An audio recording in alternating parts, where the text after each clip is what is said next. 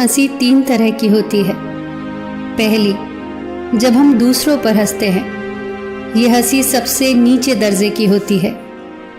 दूसरी हंसी, जब हम खुद पर हंसते हैं, ये हंसी ऊंचे दर्जे की होती है। तीसरी, अंतिम और उच्चतम हंसी वो होती है जब हम पूरी स्थिति पर हंसते हैं। पूरी स्थिति यानी अच्छी हो, बुरी हो, बेतुकी हो, जैसी भी हो, सब मंजूर है, पूरी समग्रता के साथ मंजूर है। ऐसी मंजूरी के साथ जब हम हंसते हैं तो वही होती है ब्रह्मांडीय हंसी। प्राचीन चीन में 3 बूढ़े भिक्षु रहते थे। उनका नाम किसी को नहीं पता, क्योंकि उन्होंने अपना नाम कभी किसी को बताया ही नहीं। कोई उन्हें नाम से नहीं जानता था। वो जाने जाते थे 3 हंसने वाले भिक्षुओं के नाम से।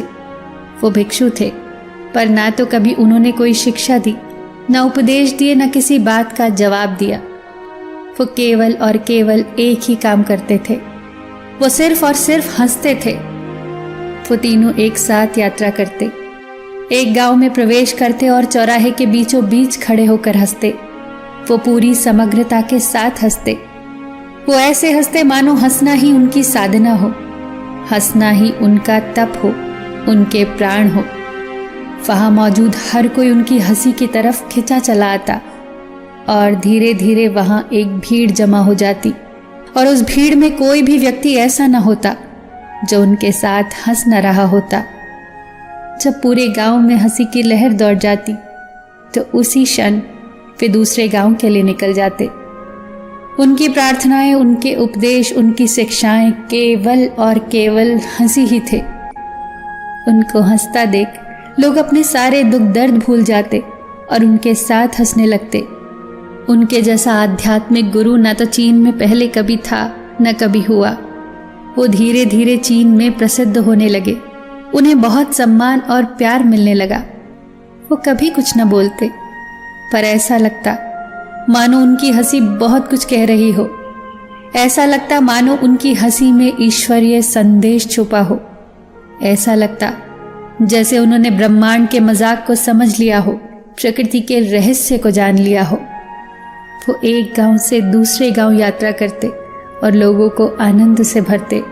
जब वो एक गांव में ठहरे हुए थे तो एक रात एक भिक्षु की मृत्यु हो गई। पूरे गांव को यह उम्मीद थी कि वो 2 भिक्षु आज जरूर रोएंगे। लोग दूर दूर से इकट्ठा होने लगे इस नाटकीय घटना का गवाह बनने के लिए कि कैसे वो 2 भिक्षु आज रोएंगे। ये घटना स्मरणीय होगी, क्योंकि आज तक उन्होंने तीनों को केवल हंसते हुए देखा था। पर सारा गांव ये देखकर आश्चर्यचकित हो गया कि वो दोनों भिक्षु मृत भिक्षु के सामने खड़े होकर और भी जोर जोर से हंस रहे थे। वो हंसते हंसते लोटपोट हो रहे थे।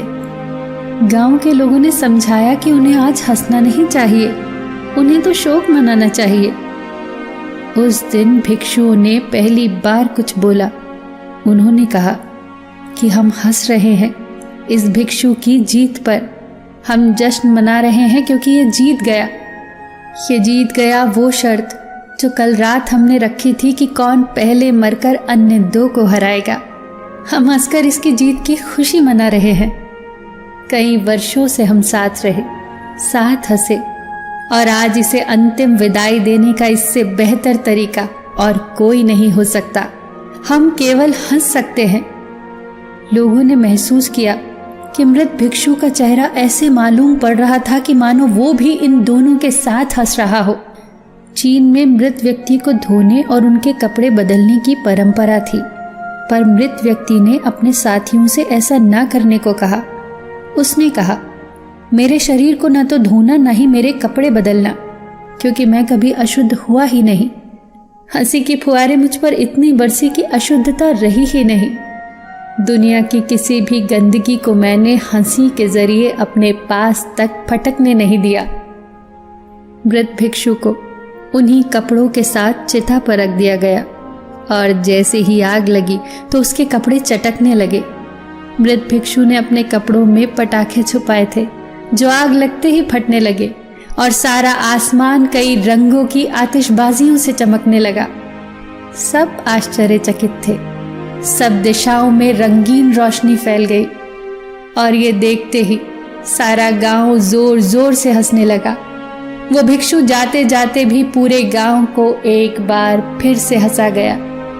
वो भिक्षु सिखा गया ब्रह्मांड के उस रहस्य को कि हंसो, क्योंकि हंसना सिर्फ मनुष्य के भाग्य में ही है।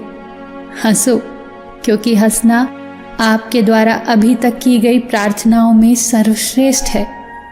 हंसो, क्योंकि मुस्कुराहटें आत्माओं का चुंबन है। हंसो, क्योंकि हंसी के हथियार के सामने कोई खड़ा नहीं रह सकता। सब कुछ भूलकर हंसो, सुख दुख दर्द तकलीफ सब भूलकर हंसो, ताकि आप उस ब्रह्मांडीय हंसी का हिस्सा बन सको। फिर मिलेंगे दोस्तों अगली कहानी के साथ। तब तक के लिए अपना ख्याल रखना और हमेशा मुस्कुराते रहना।